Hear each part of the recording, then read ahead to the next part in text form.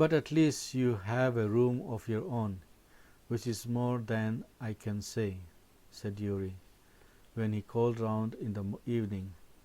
At least you live among civilized human beings, even if they are all poor students, said Albert. They are not all civilized, Yuri replied. Did you not hear that one of them was killed last week in a duel? And what happened to the one who killed him? Nothing, of course. He is even proud of it. His only worry is that the authorities have told him not to fight any more duels. He is upset about this because he hasn't a single scar on his face to wear for the rest of his life as a badge of honor.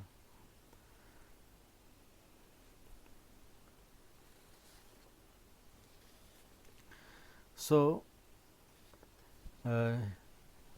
Albert had a very good friend. His name was Yuri, and he was so helpful to him. So here, Mr. Pringle, the author, he present to us. He introduced his friend Yuri to us, and who is not very fortunate person. He also was very poor, and he was staying in a hostel.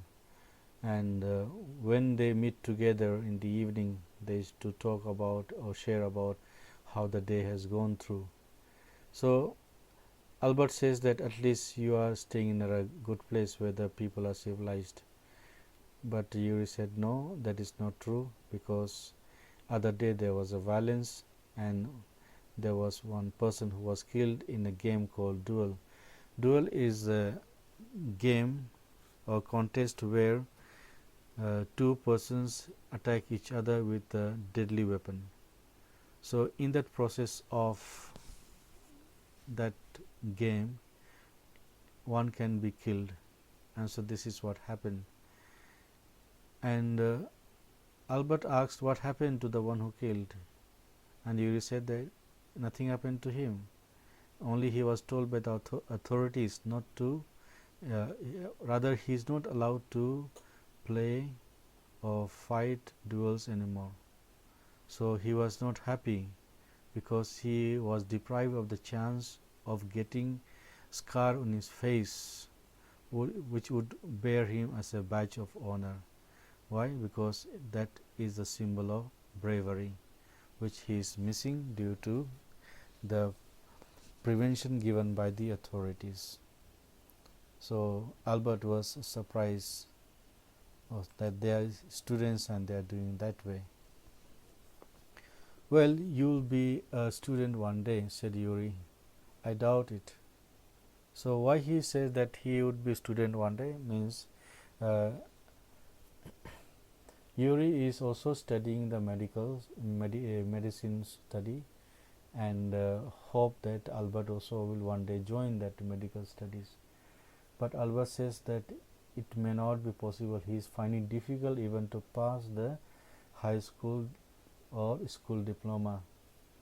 He told his cousin Elsa the same next time she came to Munich. Normally she lived in Berlin, where her father had a business.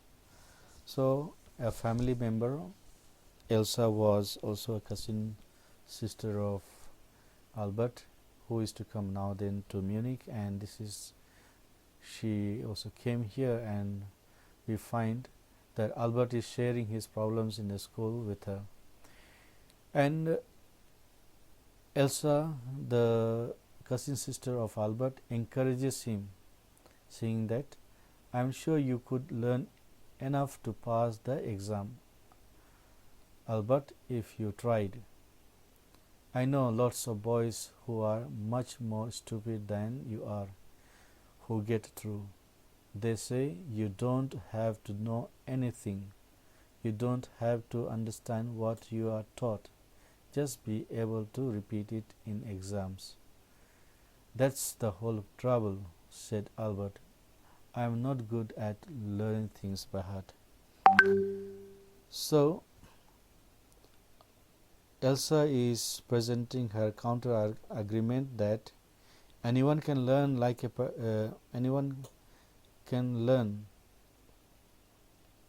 to pass the exam. It is not that difficult, because there are so many boys who are very less intelligent and they can pass. Why not Albert can do that? And Albert says that he cannot learn things by heart. He cannot. This is one of the things that most of the students who try to learn things by heart without understanding, and so when they finish the exam, they finish also everything from their mind. You don't need to be good at it. Anyone can learn like a parrot. You just don't try. And yet, I always see I always see you with a book under your arms, added Elsa. What is the one you are reading? So Elsa says that you also can learn like a parrot, and you are capable of it, and need not try, which is very hard. It is very simple. But Albert refuses such idea, and he says that he cannot. And she then expresses irony by mentioning that he always has a book under his arm. A book in geology. Geology? Rocks and things? Do you learn that? No, we have hardly any science at school. Then why are you studying it? Because I like it. Isn't that a good enough reason? Elsa sighed. You are right, of course, Albert, she said, but it won't help with your diploma. So Albert tells her that it is a book on geology which is not taught in school, and he adds that they are hardly taught science at school. Elsa does not understand why he is reading the book then, if it is not a part of the syllabus. Albert clarifies, and he says that he likes studying science and considers it a reason good enough to read it. So Elsa understands, but she warns him that even if he likes to study science, but it is not going to help him to go through his diploma. Apart from the books on science, his only comfort was music, and he played his violin regularly until his landlady asked him to stop. That wailing gets on my nerves, she said. There's enough noise in this house with all the kids howling. Albert was tempted to point out that most of the time it was she who made them howl, but he decided it was better to say nothing. So here we notice that Albert also interested in music. He plays violin apart from learning science, but he was most of the time interrupted or was told not to play because it made a noise, and that noise gets into the nerves of that landlady, and she says there is already noise in the house with the children shouting, and Albert adds to that noise of the violin. But Albert wanted to say that the main cause of the noise is she, the landlady, but he refrained himself, he resisted himself not to say that.